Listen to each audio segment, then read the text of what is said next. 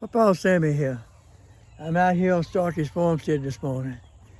They starting to put their hay down, compost. If you'll notice, they got the hay down, and these brown spots you see is rabbit manure. They are rabbit manure. That's down on top of the hay, compost. Now, when we first started this thing 3 or 4 years ago, putting the hay and compost down, it was solid clay. And people that follow the videos have seen this and heard this before.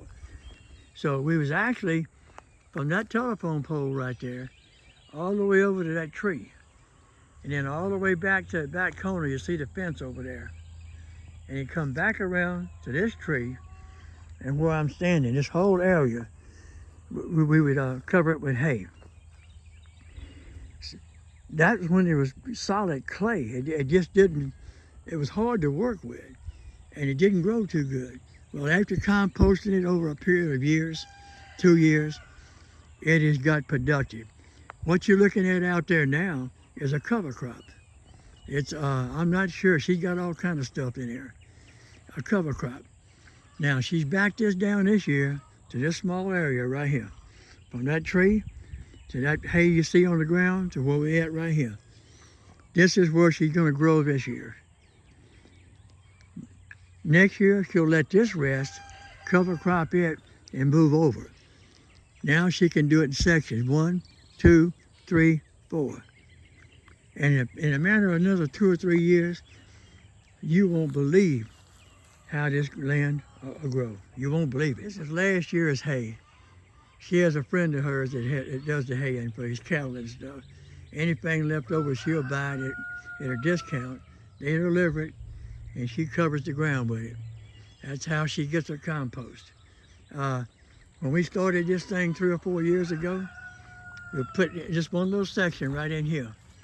We put down cardboard, leaves, we raked.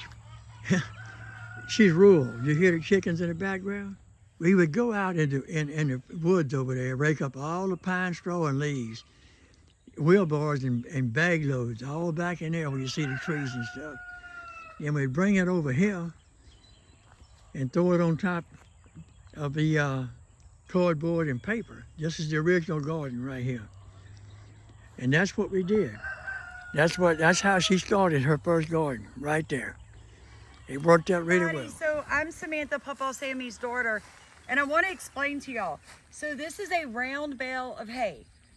I am going to cover 1/8 of a quarter of an acre. So 1/8 of a quarter of an acre with one entire round bale of hay. That's how much hay it actually takes to work correctly. If you come out here with a few square bales and you sprinkle it, you're not blocking any weeds and you're not actually adding mulch. If you look over here, you can see around these beds that are already here how high the hay is, how thick it is. It has to be thick enough to block the weeds, the grass underneath, or you're not doing yourself any good. Now, see how low it is right here? What is this? Okay, so this is going to be carrots and collard greens. The next one is parsley and radishes, and the following is also carrots. Now, but I mean, your hay is compressed here. What do you compress it with? I know, but tell the people. Okay, so actually, there's leaves underneath this. This is rabbit manure and chicken compost on top of leaves. I didn't put any hay underneath it. I actually put about an 8-inch covering over these leaves of compost and rabbit manure, and then I just planted directly into that. Ooh, that'll fire it off. Yeah, and then I sprinkled worm castings over it to inoculate it. All right. So this is actually a half a bale of hay right here. Yes, round bale. So, guys, look, there's different size round bales. This is the large one, all right? I don't have a tractor, so I found somebody in my community who would deliver for a $40 fee. He only lives maybe 40 miles away. So he brought me out 4 round bales, large round bales of hay. Here's the thing, this hay is not sprayed with any herbicides. broadleaf herbicides will kill broadleafs, which is squash, corn, anything like that that tries to grow in something that's been sprayed in herbicides is not. It's going to grow and then it's going to die. So you have to ask for something called trash hay. It's okay if they fertilize the field. It is not okay if they sprayed the field with pesticides and or herbicides. So you're looking for what farmers call trash hay. All right, guys, so this is comfrey right here. So this grows in my garden year round. So when it's time for me to cover my garden back up with hay, I just have to go around the comfrey plants. So this is comfrey rushing Bocking 14. This is actually used, as old people call it, bone set. It'll stop internal bleeding, but it will also set broken bones. It makes the muscles and the bones grow back together faster. I use it for any of my livestock that is breeding. I give it to the pregnant mothers while they're pregnant, and then I give it to her after she delivers so she doesn't hemorrhage. Start over. Okay, so if you're doing this by yourself, you're gonna want a wheelbarrow. You see how heavy I'm putting that down? Guys, do not get stingy with your hay. The one thing Sam will not be doing in June is weeding. So I'm gonna make sure I get enough hay to block the weeds out. And you just keep doing that till you get the whole area covered. Now, once your hay bale gets diminished enough, you can actually do just what Nathan's gonna do. Start pulling it, and then you can, might be backwards, you may have to rotate it. Oh, it is. No, Yep. No, it isn't. I don't think so. Okay, so start unwinding, it'll start unrolling. There you go. Yeah. Nope. It'll unroll, keep going. We can always do this, hey. Yeah, it's still easier. I see what Nathan's saying. Roll it, Nathan. No, yeah, it's flipped. So just rotate it around. It's flipped. So just turn it. Let me This get way. this. You gotta. I'm going to turn it around. Guys, this still weighs about 250 pounds.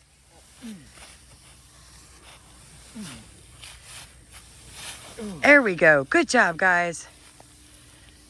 You reckon that's going to work? Yes, sir. Look. Yeah, it's going to work. And then once you get it like this, and you just kind of, there you go.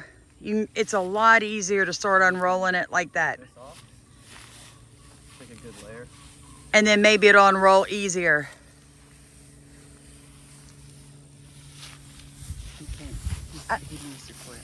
I know. It's going to hurt us. They having fun with that bale of hay.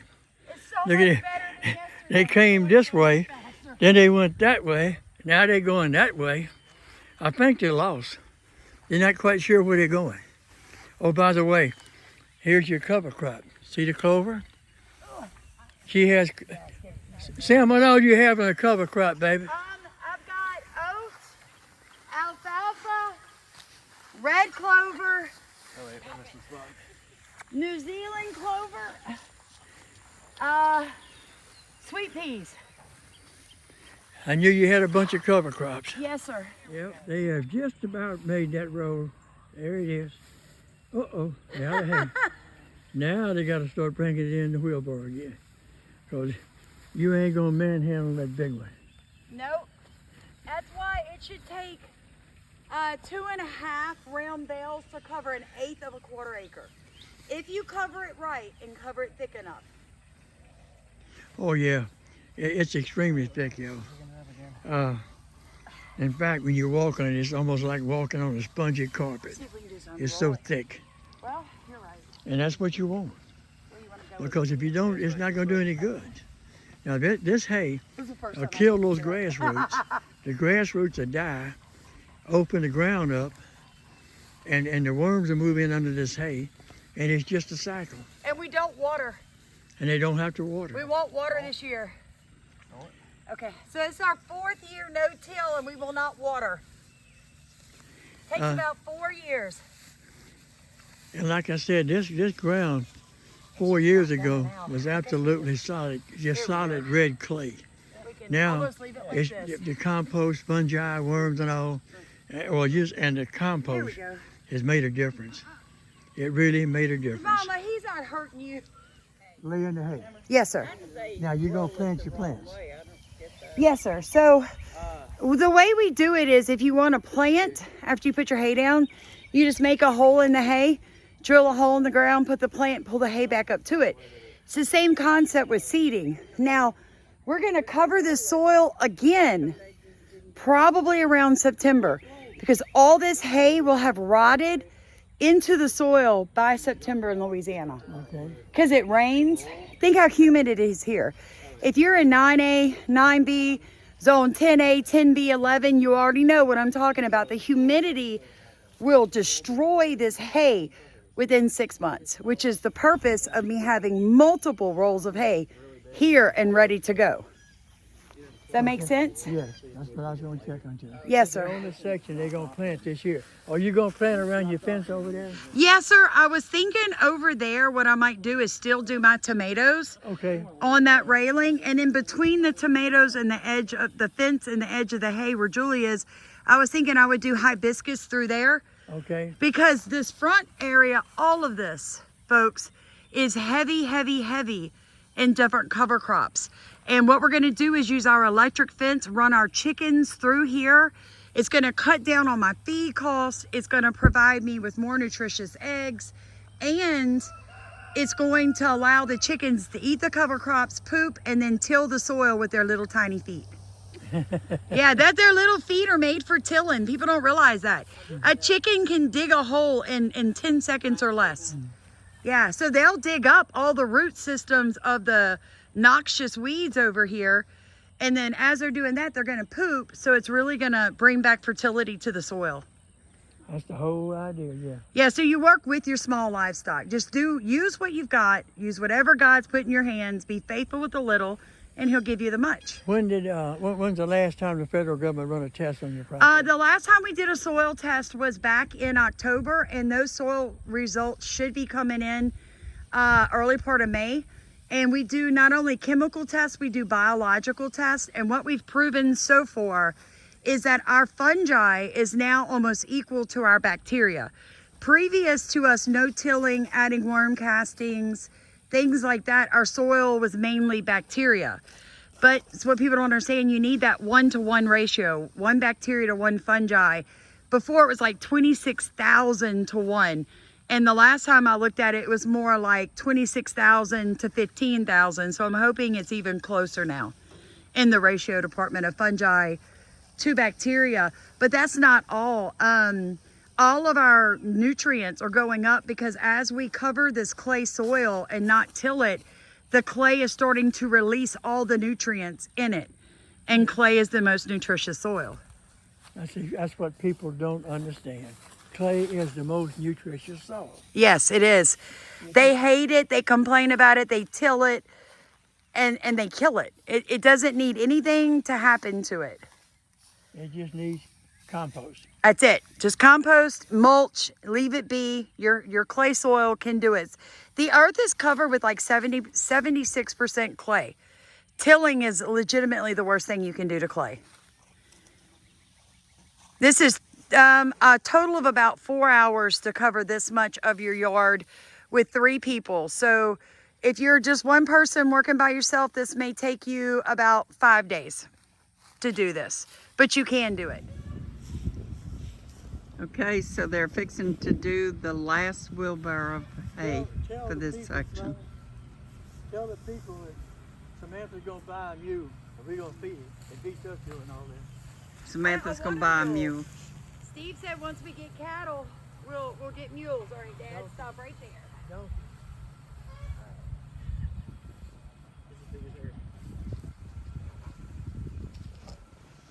Yay, they're almost finished.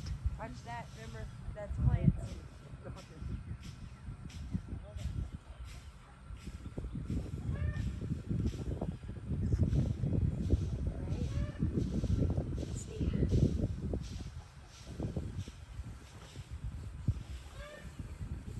You can't push through, you gotta pull it. Try to push it, it balls up on the wheelbar.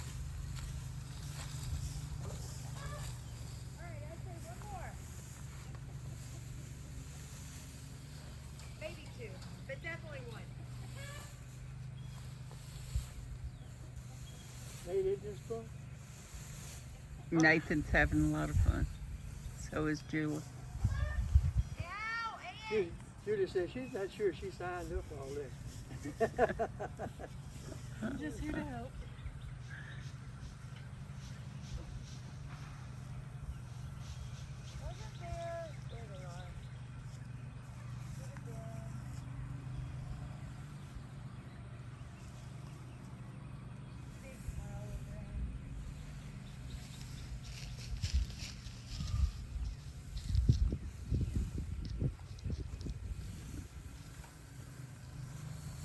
Charcoal.